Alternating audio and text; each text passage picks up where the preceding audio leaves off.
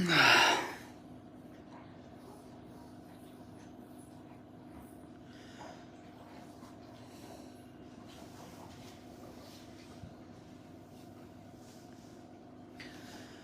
नमस्कार, प्रणाम, good morning.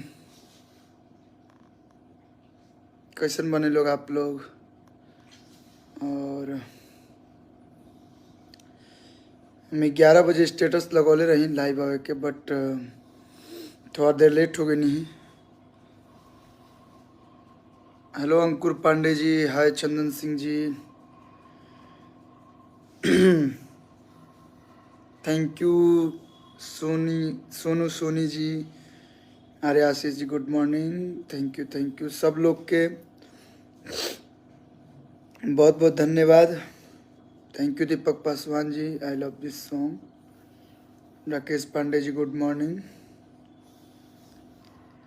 धीरे धीरे आप सब लोग जुड़ जाएं लोग, ताकि कुछ बातचीत कर जाओ। थैंक यू निर्मल भारद्वाज जी, अंकुर पांडे जी, थैंक यू सब लोग के एक बार फिर से दिल से बहुत बहुत धन्यवाद कि आप लोग के आशीर्वाद और आप लोग के प्यार से 26 तारीख के आप सबके भाई, आप सबके आपन कल्लू के शादी बहुत धूमधाम से भइल और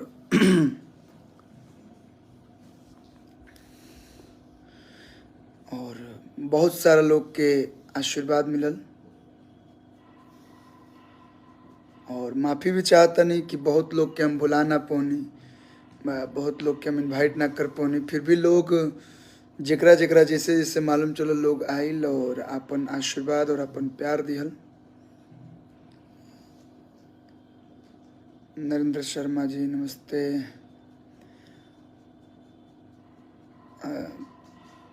केकर केकर नाम ले ही, अब पूरा परिवार तो हमारे रहे ही, और साथ ही साथ हम जो ना फील्ड में काम करी ना, जो ना इंडस्ट्री में काम करी ना, वो इंडस्ट्री से भी बहुत सारे लोग अपन प्यार दिहल। सब लोग उपस्थित भइल, और जे ना उपस्थित भइल वो फ़ोन के माध्यम से, व्हाट्सएप के माध्यम से, सोशल मीडिया के कई प्लेटफॉर्म से अपन आशीर्वाद प्यार दिहल। बड़ी खुशी भइल, और बस ये आशीर्वाद की कामना हमेशा रहेला हर एक कलाकार के ना, हर एक इंसान के, क्या कि आप लोग के आशीर्वाद के बिना, बड़ों के आशीर्वाद के बिना हम सभी अधूरे हैं।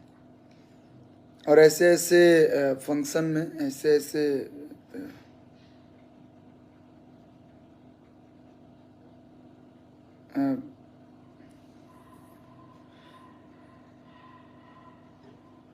जी धन्यवाद। ऐसे ऐसे फंक्शन में आप लोग का आशीर्वाद जब मिलता है तो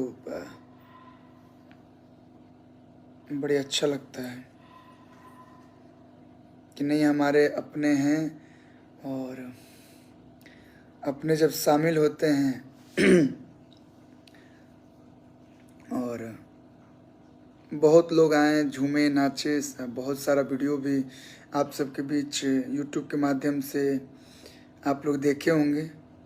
ऑफिशियली मैंने कहीं नहीं डाला वीडियो, बट बहुत सारे ऐसे भाई हैं जो आए थे और उन्होंने वीडियो आप सबके बीच शेयर किया, और सारे वीडियोस में आप लोगों ने प्यार भी दिया।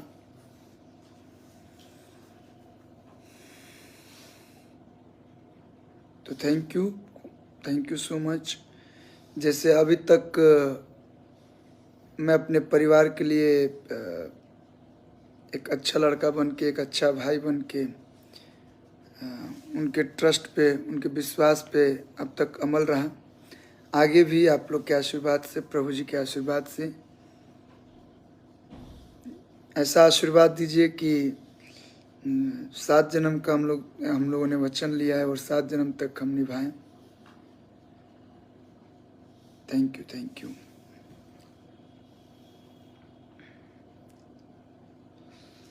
भागीरथ कुमार यादव जी, धन्यवाद। प्यारलाल यादव जी, धन्यवाद।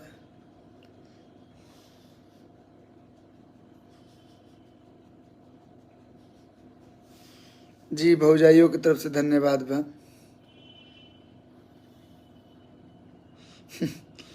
भौजाई के लाइव में ना ले आ सकी ना, भैया से बात कर लो अभी।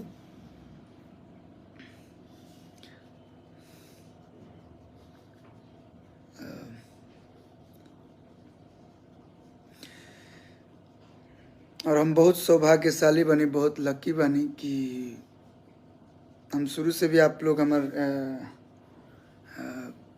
कई सारा इंटरव्यू या कई सारा लाइव में सुन ले हो, कब लोग मस्ती मजाक में या ऐसे कि माई बाबू के ही पसंद से हम शादी करूं।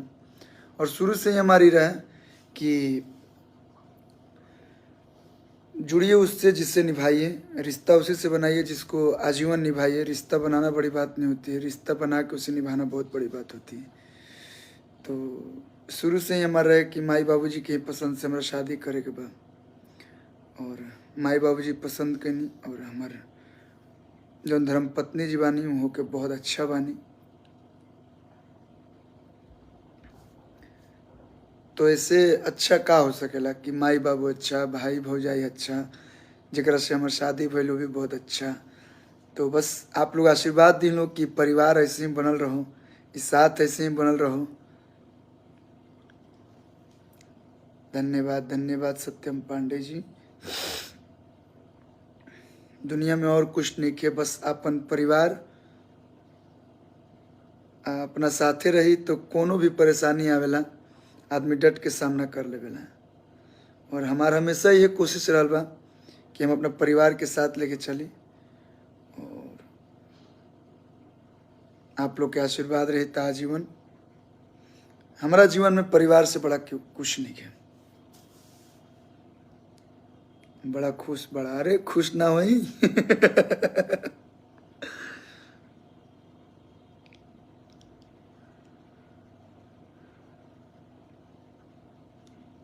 खुश ऐसे बानी कि सब रउआ लोग खुश बने लो, हमारा ज़्यादा तो आप लोग खुश बने लो। बियाह हमार भाई लेकिन आप लोग हद से ज़्यादा खुश बने लो। तो खुशी काहे ना हुई, खुशी आदमी का चाहेला कि हमरा साथे जे रहता या जे हमरा के मानता ऊ खुश रहो। आप लोग खुश तो हम भी खुश, और हम वाकई बहुत खुश बनी।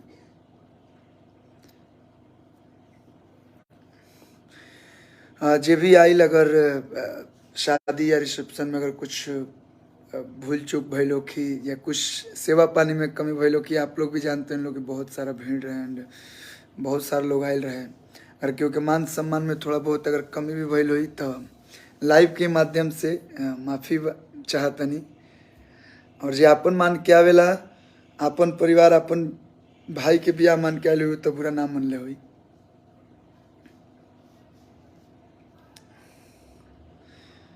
जी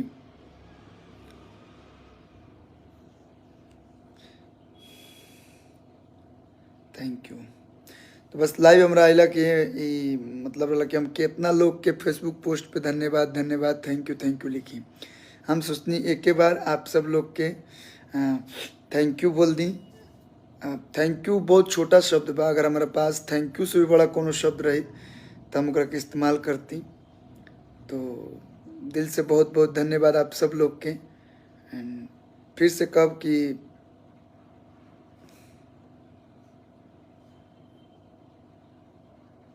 अपन प्यार और अपन आशीर्वाद ऐसे सदैव बने रहे लोग।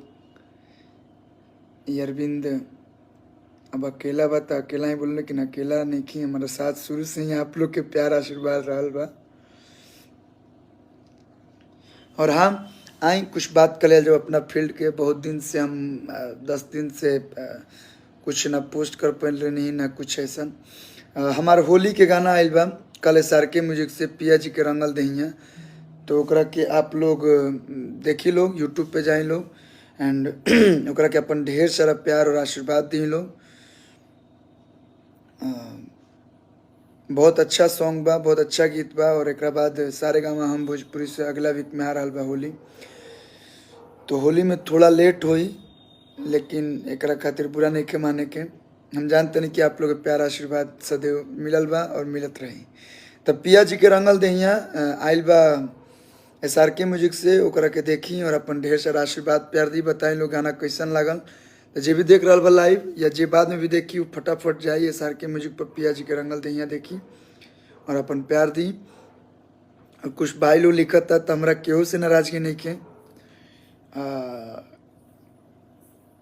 हो सकेला कि हम भी कलाकार हैं और हम समझत नहीं कि कलाकार के लाइफ कितना बिजी रहेला। बहुत सारा लोग ऐसा रहे जे शूटिंग के कारण ना आ पावल, तो हम एक खातिर नाराज नहीं की केहू से भी। हमारे सब बड़े भाई हैं, दोस्त हैं, मित्र हैं, और सब लोगों ने मैसेज के माध्यम से मुझे आशीर्वाद दिया, सोशल मीडिया के माध्यम से आशीर्वाद दिया। मैं उसी में खुश हूँ।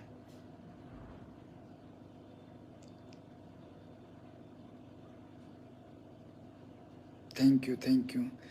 और ये आप लोग के प्यार साथे रही तो हमेशा ऐसे ही खुश रहे आपके भाई।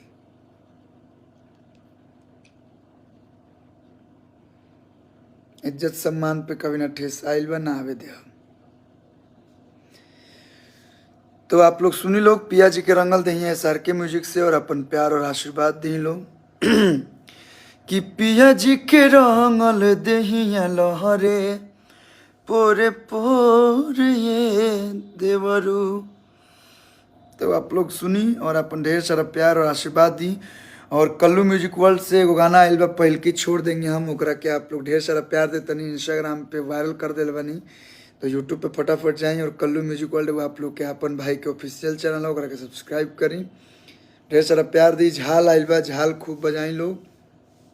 और फिर से दिल से बहुत बहुत धन्यवाद हमारा इंडस्ट्री से जुड़ल जितना लोग आए, वो लोग के भी, जो आप लोग इतना कीमती वक्त निकलनी इतना व्यस्तता भरा शेड्यूल में, और अपन भाई के अपन कल्लू के आशीर्वाद देवे नहीं एकरा खातिर दिल से बहुत बहुत शुक्रिया। और जे भाई नेखे आई ओकरा से भी हमारा कोई नाराजगी नहीं खे। सभी लोग हमारे अपने हैं, और अपनों से मैं कभी नाराज नहीं होता।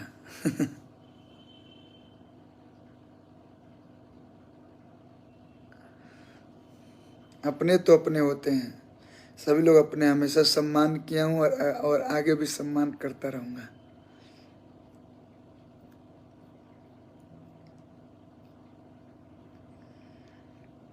Thank you.